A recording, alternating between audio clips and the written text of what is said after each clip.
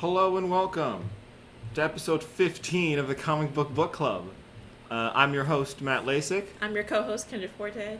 And folks, we are on part 2 of our 3-parter Watchmen deep dive.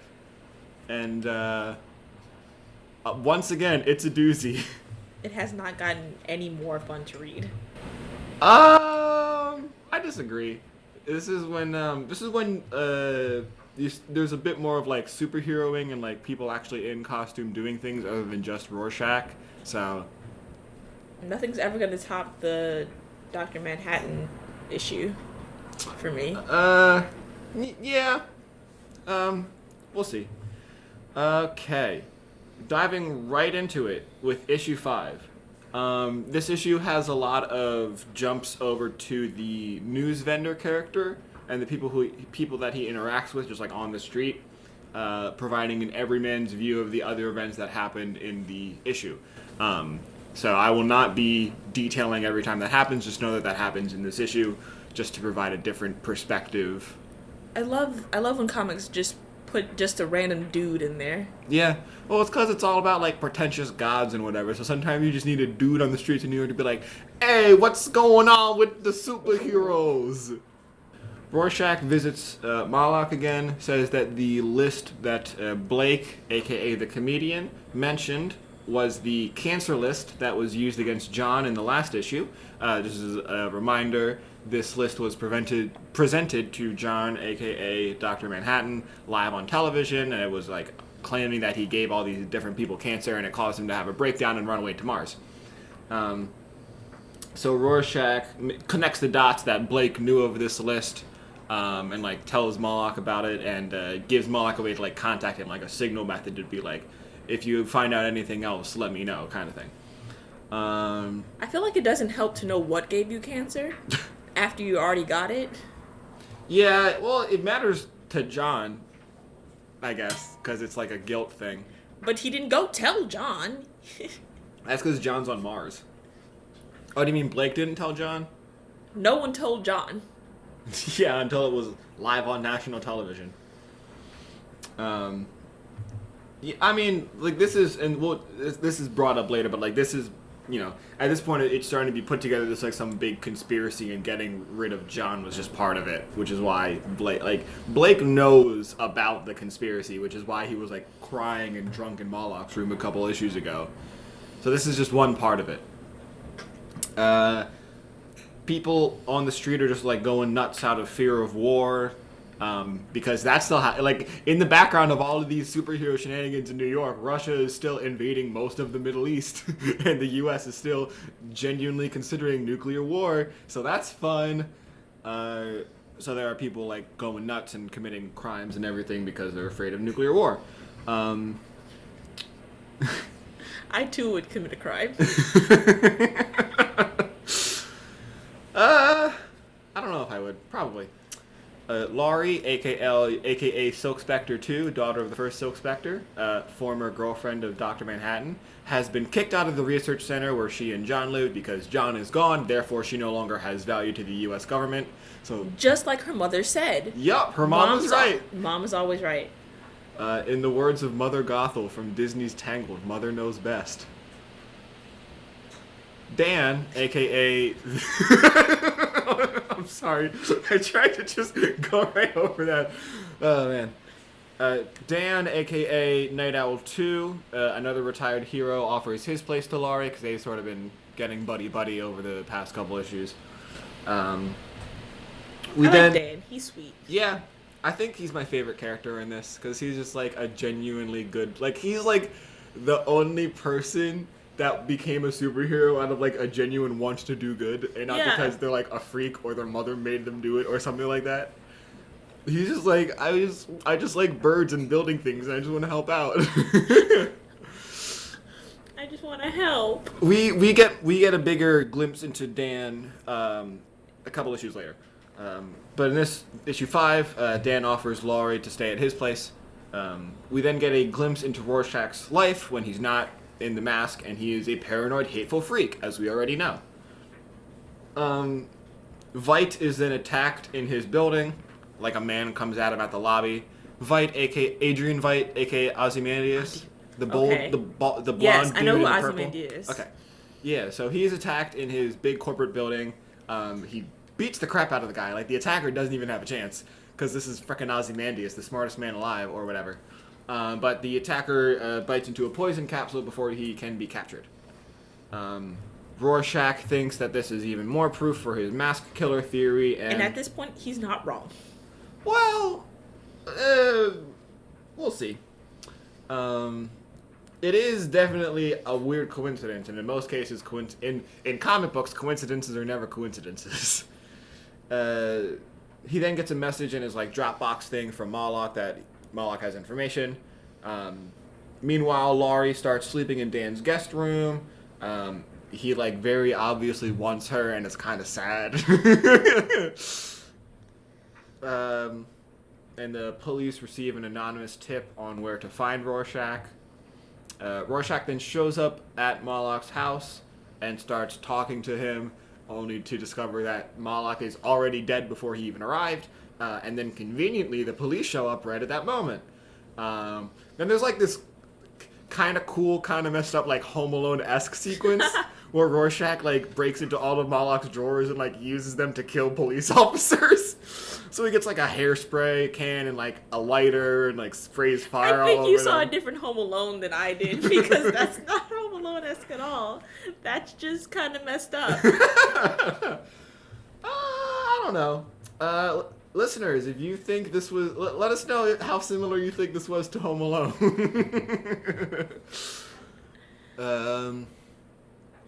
Eventually, Rorschach gets overpowered by the police after he jumps out of a 2-story window and breaks his ankle. They pull his mask off, and it turns out that he's a dude we've seen before.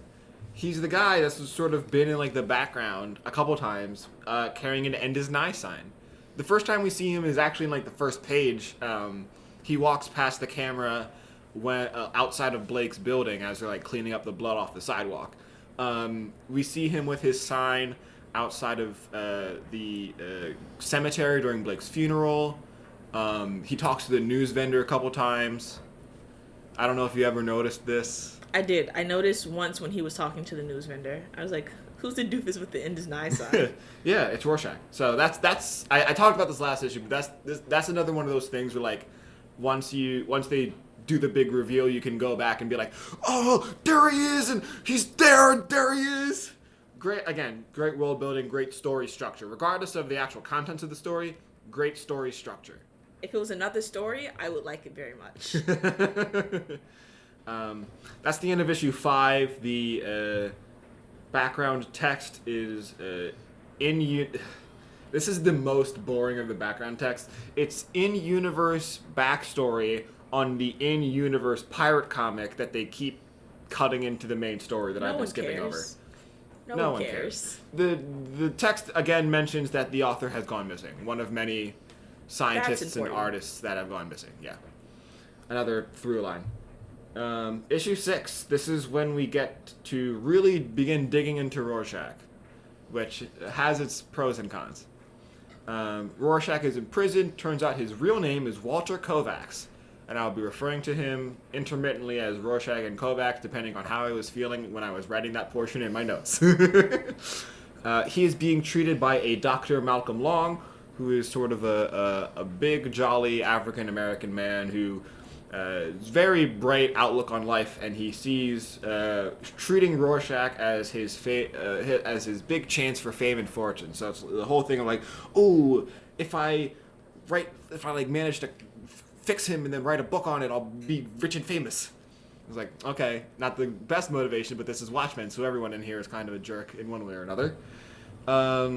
We learned that Kovacs' mother was can we say that word on the radio? A lady of the night, let's say. No, you can say prostitute. Okay, she was a prostitute who hated and abused him because he walked in on her, quote-unquote, working multiple times. Sex work is real work. I know. No, I know. It's just... You sound hateful. No! I'm not hateful. You know me. I'm not a hateful person. I'm not a hateful... We're not... This is not the place to be talking about this. Caitlin, if you're out there... Stop it. I put it in quotes because it's a little boy walking in on his mother with another man.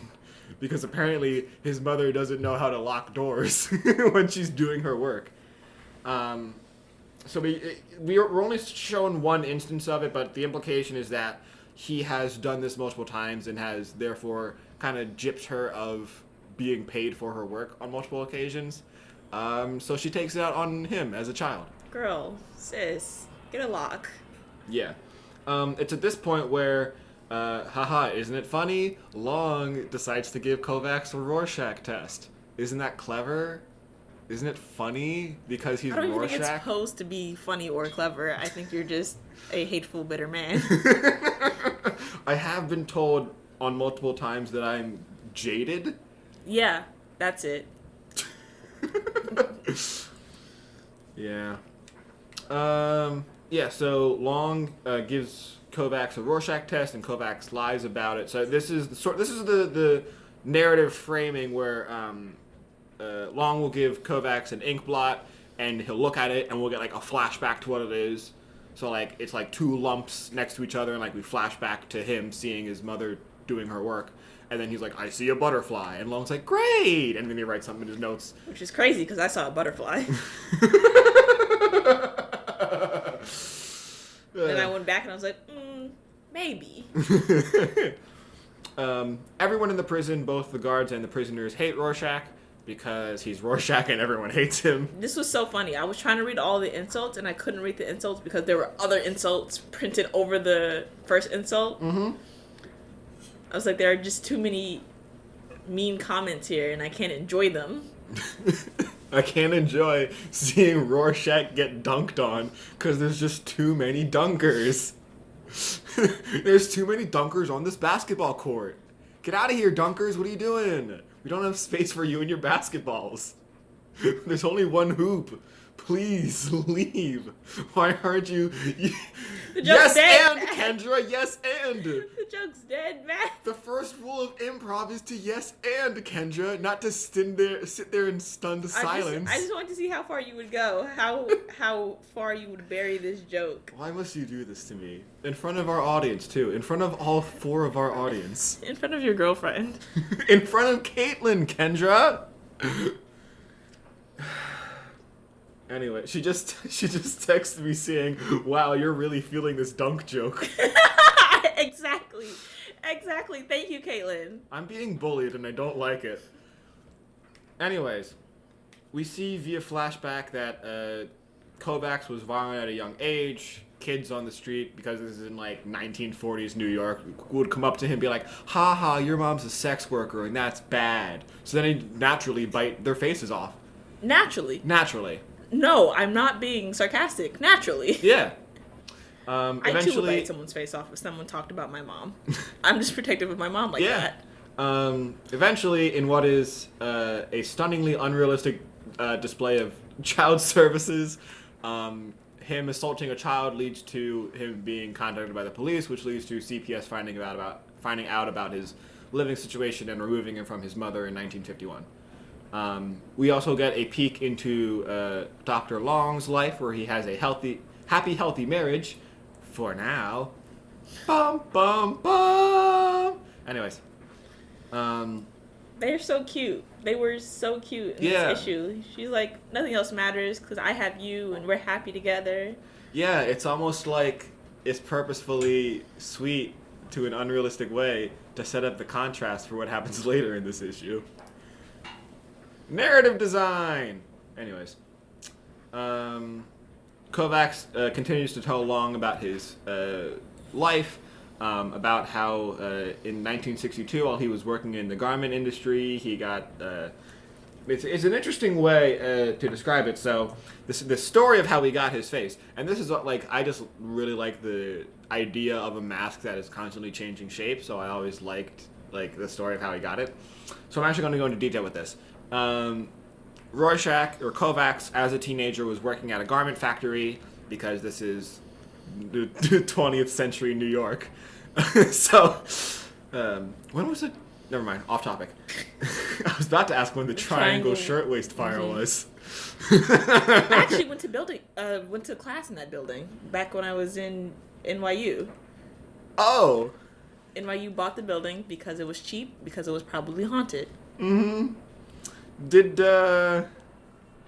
they have fire escapes? I don't think so. Looks like a lesson was not learned there.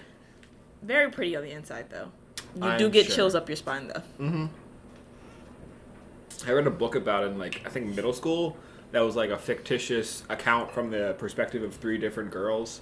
And, like, it ends with them all dying.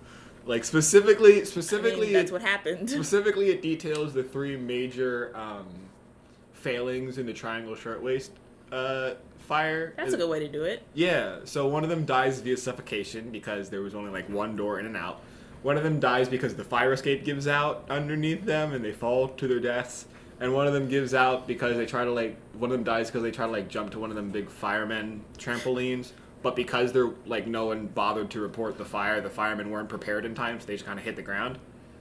Yikes. Anyways, Kovacs is working... Moving on. Kovacs is working in a garment factory, and this girl that...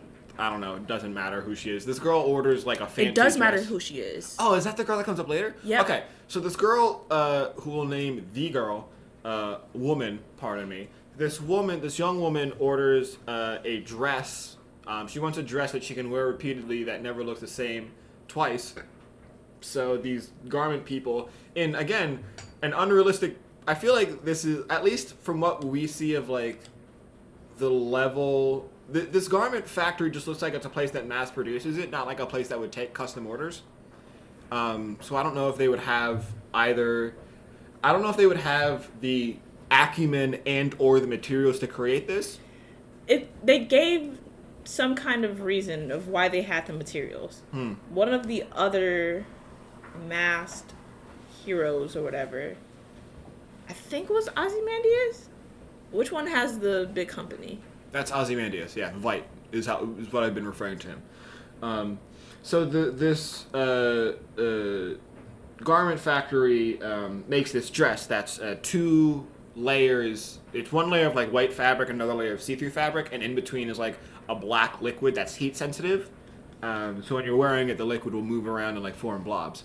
And the woman that ordered it ended up being like, ew, this is ugly, and, like, didn't take it. So they let young Rorschach take it, and in '62 he ended up cutting it up into a mask.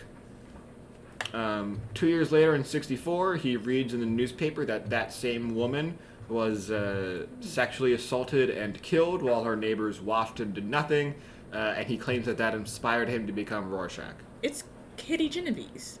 Do you not know the story of Kitty Genovese? Should I? Yeah. Readers, listeners, I'm afraid to admit I don't know the story of Kitty Genovese. Well, this is what happened to her. Oh. Interesting. It's a very famous psychological thing. Oh, a lot of psychology classes use it. Oh. Or, like, the bystander effect, where you think someone else is going to do something, so you don't do anything. Interesting. Okay. I didn't know that this was actually a thing. I thought this was just... I think this is how 911 got invented. Huh. Interesting. It's at this point during the interview process that Kovacs admits that he can tell Long is only interested in him to get famous and not to actually help him. And that's sort of... all of this stuff is starting to, like, take an effect on Long. Like, he's starting to break down over time. Later that day, Kovacs fights a man in the mess hall and dumps burning oil on him and says what might be the most famous line to come out of Watchmen, that being, "I'm not locked up in here with you. You're locked up in here with me. I'm Rorschach." Your Rorschach voice continues to amuse me. That's what he sounds like. We have to watch the movie after we're done this. He does talk weird. I didn't notice that he talked weird until you said something about it last week. Mm-hmm. His sentences just are missing vital parts. Mm-hmm. I had readers, or a reader, contact me about the same thing. That they didn't. Is it your girlfriend? It was Caitlin, yes. It was my girlfriend. He talked funny. Then we see that working on Kovacs' case is ruining Long's marriage, because he comes home and his wife's like, I'm sexy, don't you want to have fun with me in bed? And Long's like, no, I'm depressed now. I'm going to go to sleep.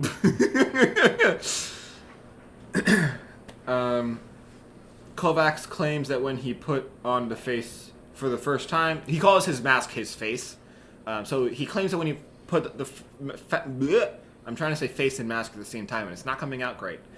He claims that when he put the mask on for the first time, he wasn't Rorschach yet, just, quote, Kovacs pretending to be Rorschach.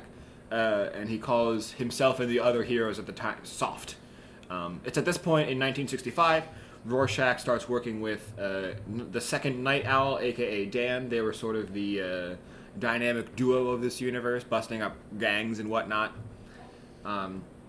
In 66, Rorschach meets Blake at the Crime Busters meeting, the one that ended with Blake kind of burning down the presentation. Rorschach says that he admires Blake's uncompromising attitude, whatever that means. He's a go-getter. He shows initiative in the workplace. Yeah. 1975, Rorschach has become much more violent.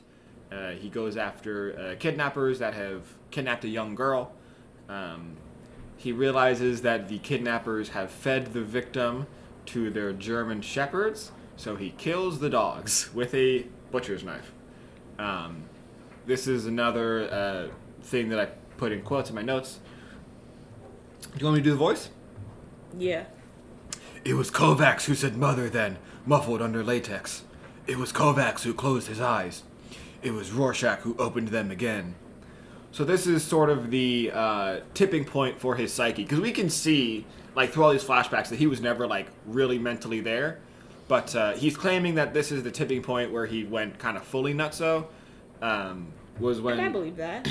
Yeah, I mean, the realization that these criminals gave up, like, just, like, having to come to grips with the fact that, like, you're chasing down criminals and you realize that they fed their captive to dogs is a pretty harrowing experience for anyone, I'd say. Rorschach then handcuffs the kidnapper to a wall in their house and burns the house down with him in there. And he dumps his whole dark, twisted philosophy onto Long. He talks about how, like, liberals stink and everyone's fake, and he talks about how everyone sucks and politicians suck, and I don't know. He's just a hateful man. So are you. This is you in a couple of years. How dare you? I like liberals, first of all. Long is now shaken to his core. He sort of leaves for the day and returns home. And his wife, who he barely talks to now, makes him go to, like, a dinner party with the neighbors, and the neighbors are like, ooh, tell us about Rorschach. He's so creepy. And Long's like, he killed a dog after he found out that they ate a girl, and just kind of ruins the party. That's their fault. You said, tell us about Rorschach. He told you about Rorschach. Honestly, I don't know what you wanted. Honestly, I find the scene comedic. I think this is very funny. I don't know what it is, but Watchmen has very few instances of levity, and I think this is one of them. Because they just kind of, like, he says that, and then there's just, like, 2 panels of no text bubbles. It's just them all looking at each other. Which is saying a lot for this comic. No text bubbles really mean something ridiculous just happened. Yeah. His wife then leaves him, which is no surprise. And the issue ends with Long's internal monologue matching up basically word for word with Rorschach's own dark, depressing monologue. So this issue really was just about the breaking of a man. Breaking of 2 men, really, because we see Kovacs breaking into Rorschach, and then we see Long just sort of breaking. Just broken. Yeah. I think this is a good example to see how, like, negative worldviews can be sort of toxic in a way that is poisonous and invasive. Especially, and I mean, like, you know, this world is pretty grim, Admittedly, I wasn't alive in the real life 1985, but this 1985 is pretty dark. Kind of sucks. Yeah, it kind of does. I mean, they've got electric cars, but well, Everything else is bad. I was gonna say they also have war in the Middle East, but we have war in the Middle East, so. Haha, we do that. I'm not that great of a history student, but did Watchmen predict the U.S. getting involved in the Middle East? When did that start? When did the U.S. invade the Middle East? When was that? Do you know? No. I'm gonna look it up. Is it that important? To yes, me, folks. It's important to me. Yeah, so 2003 was when Iraq was invaded by the U.S. So this was published in 86. So that's almost 20 years ahead of its time that Alan Moore was able to predict the U.S. and Russia getting involved in invading the Middle East. That's pretty impressive. It was bound to happen at some point. Yeah. It's also kind of depressing to think about. This is supposed to be like a dark timeline, and it ends up matching our own timeline pretty darn closely. That's fun. Yeah. The text block at the end of issue 6 is a couple of different documents. It's Rorschach's police profile, psych analysis, and psych history, and like a few essays and letters from his school days. Just sort of helping build the picture of him having like messed up mother issues and how it deeply affected him and whatever. And that's the halfway point of the whole series. Issue 7. This is another, in my opinion, moment of levity. Laurie is exploring Dan's garage, which is full of his old night owl equipment. She gets onto his owl ship, which I think is called Archimedes or Archimedes or however you pronounce that name. Archie. Just call it Archie. Yeah, Dan calls it Archie. I just called it the ship in my notes. So she gets into the owl ship and she's trying to like light her cigarette and she accidentally triggers the ship's flamethrowers. Dan. Those buttons are close enough. Sorry? Those buttons look alike. I don't know. I just thought this was a funny moment. Dan, who is upstairs in the kitchen, hears the commotion and remembers Rorschach's cape killer theory and rushes down in a panic. Dan and Laurie then, as they're cleaning up, this issue is basically just Dan and Laurie talking for like 30 pages. So they start talking as they're sort of cleaning up. They compare their superhero careers. Dan calls his, quote, a school kid's fantasy that got out of hand.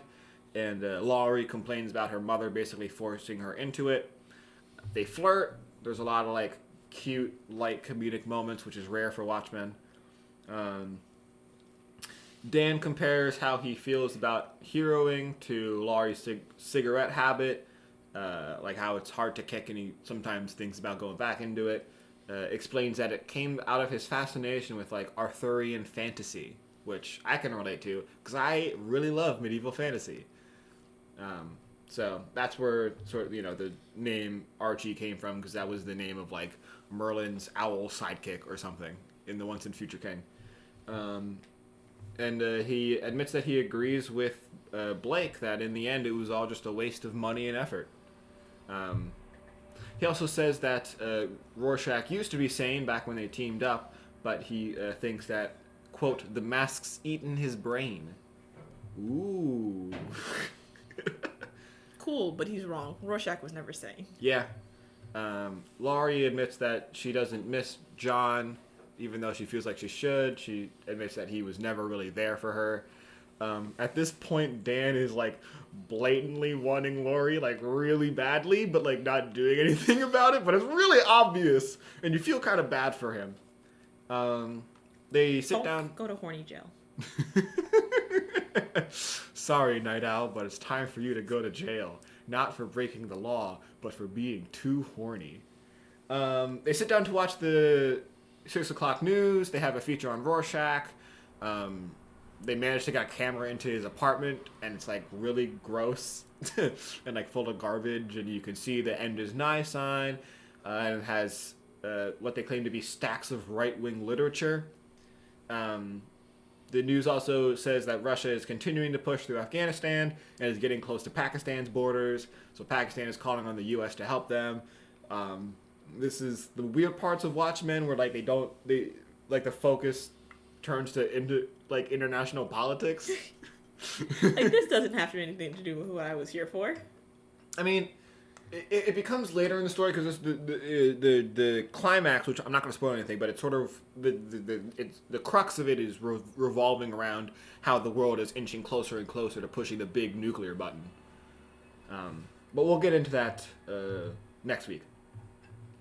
Dan and Laurie flirt more during the news. It ends with like a really quick story about a new breakthrough into teleportation and like extra dimensional energies. Dan and Laurie then have sex on the couch, and it turns out Dan can't finish. Oh well. Whoopsie daisies. Whoopsie daisies. Uh-oh. So they end up going to sleep on the couch. Dan has a dream about that ends in like nuclear devastation, and he wakes up in a cold sweat at 3 a.m. He goes down to the garage and starts like tinkering around with his stuff, and Laurie follows. Dan then expresses his feelings of anxiety and powerlessness in the face of both nuclear war and a possible mass killer. I gotta say, pretty relatable. I also stress about things that are out of my control, so, you know. That's called anxiety. Yep. He and Laurie both put their super suits on and take the ship out to get some air.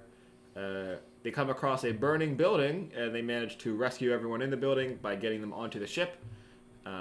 After dumping everyone on a safe building, they bone again, this time in the ship and in costumes. And Dan has no issues because he's in costume. And it's really weird. Costumes are hot. Okay. Man, we are going through this a lot quicker than I thought we would. Which is a shame because neither of us have read past issue 8. Yep. It's cause issue 7 is just a lot of conversation between Dan and Laurie. So it's a good view into their psyche, but it's not a great thing to talk about on a show like this where we're trying to get into the plot and the themes. Because this is just very prose heavy and not much action happens. Again, this is great world building, and it's a great way to explore the characters' deeper motivations. It makes them seem like real people more, so I'm praising Alan Moore on that, but it's not a great fit for this format. Watchmen is just a lot of world building. Yeah. There's a world, and nothing cool happens. There is a lot of plot development that's crammed into the latter couple issues. But, yeah. Whatever, we'll pull up headlines or something. And Dan decides that the next course of action is to break Rorschach out of jail. He's like, let's break Rorschach out of jail. And there's a moment of silence, and Laurie goes, what? His reasoning is that Rorschach has actual information on this Cape Killer thing. So Dan wants to break him out so that they can finish that investigation because he's now convinced that he's convinced that because of Blake's murder and because of Rorschach being set up and because of John being set up to be kicked out off of the planet, Dan is now convinced that there is some sort of conspiracy against former superheroes.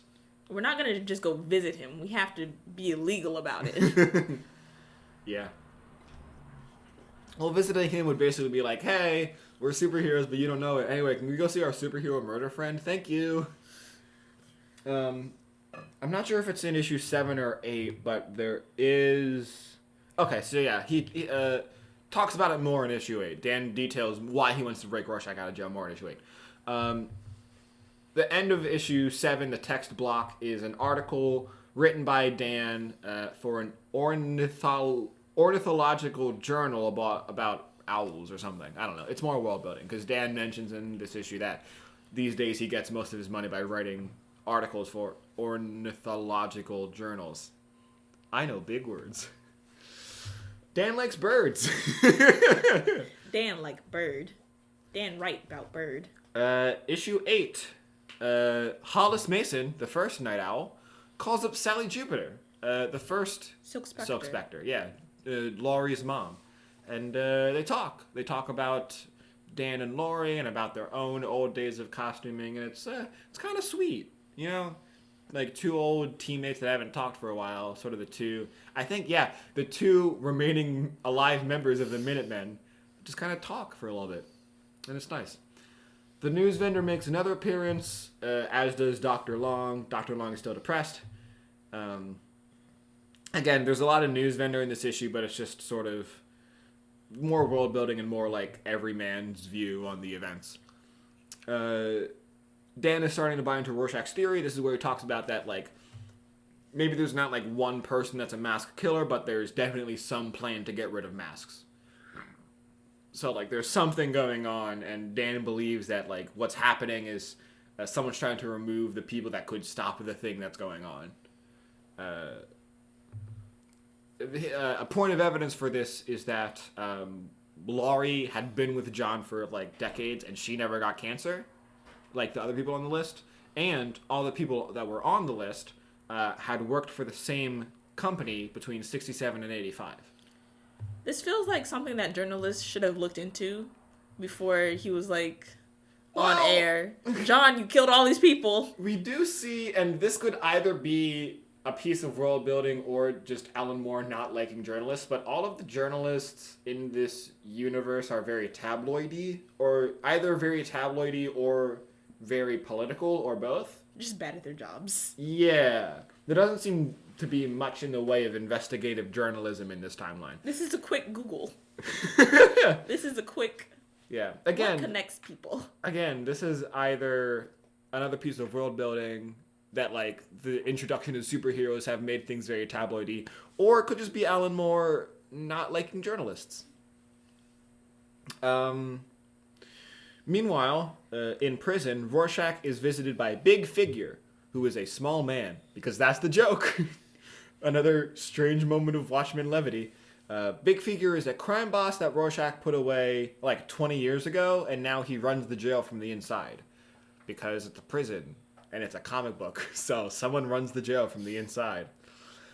Big Figure tells Rorschach that the dude he hit with oil in a couple issues ago is dying, and when he dies, Rorschach will die too, because there's probably going to be a riot of everyone trying to get at Rorschach. He also tells him that... What dude did Rorschach hit with oil? Rorschach was in the mess hall, and like there was some dude with a shiv, and he's like, dude. I'm gonna mess you up, and Rorschach's like, okay, and he just grabs a pot of oil and throws it on his face. Okay, that dude. I had immediately forgotten that dude existed. Big Figure also tells Rorschach that Dr. Long has resigned. Dan is then visited in his home by one of the detectives that was working Blake's case in issue 1. He basically indirectly tells Dan that, like, the police know that he's Night Owl, and tells him, do not put the, like, again, indirectly says, man, it sure would be bad if Night Owl were to ever show up again, Daniel. You know what would be bad, Dan, if Night Owl showed up again. The next couple pages are sort of brief little vignettes of things that are going on at the same time while Dan and Laurie prep for the heist. So we see a scene at the New Frontiersman, which is Rorschach's favorite newspaper. And they talk about... this is actually a question that I received from a listener that's reading at the same time. And by listener, I mean my girlfriend.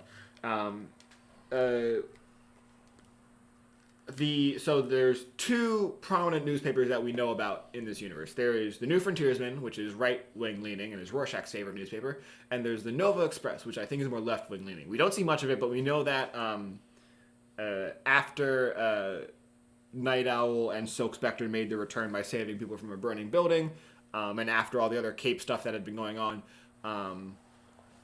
the Nova Express published an editorial called "The Spirit of 77." Sort of praising the masked people for doing what they do, and being like, man, it sure does sucks that superheroes aren't around anymore. So one of the vignettes we see is the New Frontiersman putting together their like counter argument of like, no, masks bad, or something, or maybe it was vice versa. I don't know. I kind of skimmed over that part, to be honest. I don't know. We didn't look at that. I don't know. The New Frontiersman does become a bit more important in like the last couple issues, but right now it's just more world building. The New Frontiersman is running a story on all the Cape stuff that's happening. Again, sort of in response to Nova Express's story. And they also briefly mention the missing authors. Speaking of which, we finally get to see the island that Blake mentioned. This is really starting to build up to the end game. So the author that we've seen his face multiple times throughout here on like missing posters is there, along with an artist, and the artist is drawing a picture of some weird squid monster. In the background of this vignette, we can see a large tarp and an approaching freighter ship, and it's implied that the squid monster that she is drawing is under the large tarp, and that they're going to load it onto the freighter. And the writer and artist both go off to, quote, wave their baby goodbye.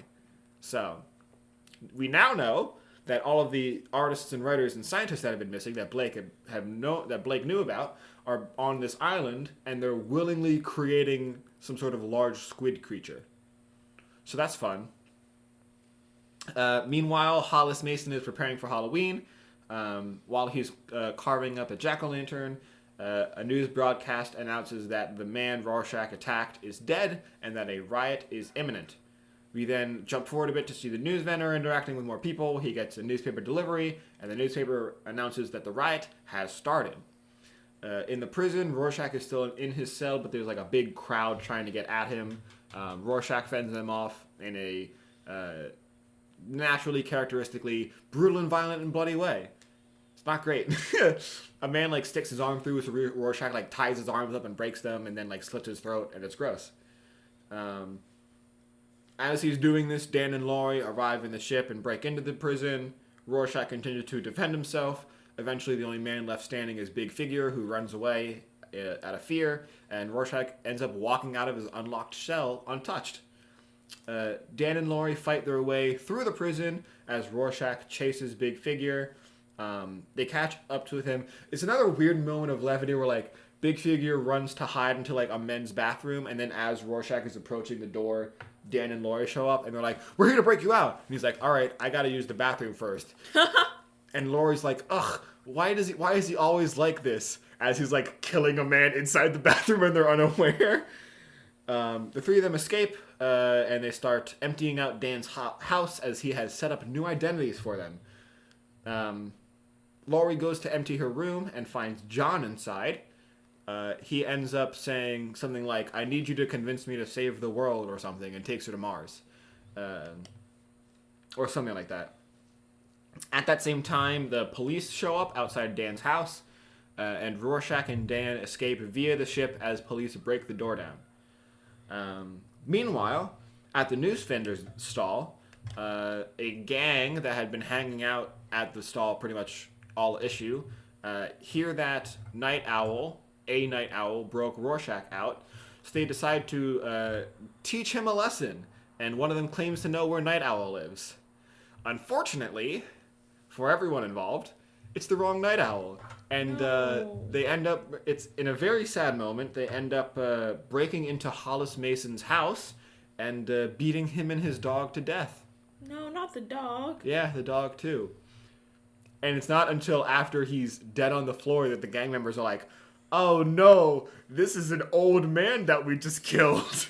We gotta get out of here." I didn't notice when I was beating him to death, but now that he's dead, this is an old man. We shouldn't be laughing. It's sad. It's funny. It's kind of funny. Then the text in the back is the New Frontiersman articles on both the masks and the missing authors. In the second article about the missing people, there's also a mention of a famous psychic whose head went missing from the morgue after he suffered a stroke. So, mysteries abound. And that's issue 8. We're now 2/3 of the way through. Thoughts so far? This is not a fun comic. No. It's very dark and very serious. There are a few jokey moments, which just make the dark moments even more so dark. It's, I still think it's worth the read. Again, this is a very influential piece of media in terms of comic books, so I do like it. It's not something that I revisit very often, but like every couple of years I'll be like, "What was up with Watchmen again?" And then I'll read through it and be like, "Oh yeah, now I'm sad." Let's see what headlines I can pull up. We're just kind of chilling for the next 13 minutes. Do you want to talk about your WandaVision theories? Well, that's kind of a big spoiler. How long ago did it come out? A couple days. Friday, I think, the issue 5 came out, or episode 5 came out. So we'll wait until next week. Yeah. I will talk about that. Remember, I was talking about Future State a couple episodes ago, and how like they just can't stop themselves from returning to the status quo. Yep. Would you believe it? They're already advertising on returning to the status quo. They've been putting in these big splash pages of like, coming in March, Batman comes back, and Superman comes back, and Wonder Woman comes back. So it looks like I was wrong. Once again, I underestimated the comic book franchise, the comic book industry's desire to return to the status quo, because Diana Themyscira is back as Wonder Woman, coming soon. Yara Flor did not get any time in the spotlight. Oh. King in Black, the Venom thing I was talking about a couple episodes ago. Eddie Brock came, or not Eddie Brock. Eddie Brock's been there. Flash Thompson came back. My favorite Venom. He's back. Well, he's like a ghost, cause he's a ghost. Yeah. So in the first issue of the King in Black tie-in, Null dropped Eddie Brock off of a building without his symbiote, and he died. So as one would after being dropped off a building. So a couple years ago in the Venom comics, it was established that anytime a host is bonded with a symbiote, sort of a small copy of their brain patterns called a cortex is stored in like the symbiote hive mind. So after Brock gets dropped off a building and dies, we now follow his cortex through like the visual representation of the Venom hive mind. Or the symbiote hive mind, and that's where we see Flash Thompson again, and it's really fun. And it ends. The latest issue ended with a cliffhanger, but the cliffhanger was Flash basically breaking back into the living world and like taking over one of the goop dragons. So I'm very excited to keep reading. I guess this is we could talk about what we're going to read after Watchmen.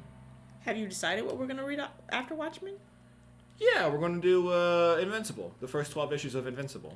I should probably finish reading the first 12 issues of Invincible. We've got like 3 weeks, because we're going to... Next week is our last Watchmen episode, and then we're going to have... headlines. And then we're going to have like a break week, where we're talking about like headlines and whatever. And if you listeners want to suggest topics for us to talk about, you always can. And then after that, so in 3 weeks, we'll be talking about Invincible. And then after that, we're going to do... what was the one you wanted to do? Something about... Something's Killing the Children. Something's Killing the Children. I love Something's Killing the Children. Yeah, so that'll be in 5 weeks. So there's your reading list. Let's see. What else is going on? There is a Dungeons & Dragons movie in production. That kind of sounds bad. It stars Chris Pine. That doesn't make it any better. Did we ever talk about Wonder Woman 1984 on the show? No. We should. It was alright. I liked Pedro Pascal's performance. And I liked Barbara Minerva's character up until she became the cheetah. At which point it got boring. But like the rest of her character before then was really interesting. She was just so happy. Yeah. It was also really relatable because she acted, the way she acted reminded me of me in a way that I was not comfortable with. What else is going on? That's just a listicle. Yeah, I don't know. I feel like nothing else is happening. Apparently there was some trailer for Zack Snyder's Justice League during the Super Bowl, but I didn't watch it because I hate Zack Snyder. We've complained about Zack Snyder enough on the show. I think there's been another trailer. There's a trailer for Falcon and Winter Soldier. Yep, that. I haven't seen it yet because I don't watch sports, so I didn't watch the Super Bowl. But yeah, that's going to be the next big Marvel thing after WandaVision. I want to talk about WandaVision so bad. Because what happened in issue 5 is such a big game changer in more ways than one. We will be talking about it soon, though. If not next week, then the week after. But I want to talk about it. But yeah, this has been the Comic Book Book Club. If you want to talk to us in any way, if you want to suggest topics for discussion, if you want to suggest stories to be read, if you have questions you want to be answered, if you just want to chat, you can reach us on Twitter at CBBCPod. That's at CBBCPOD. Or you can email us at cbbcpod@gmail.com. I've been your host, Matt Lasik. I've been your co-host, Kendra Forte. And until next week, Excelsior!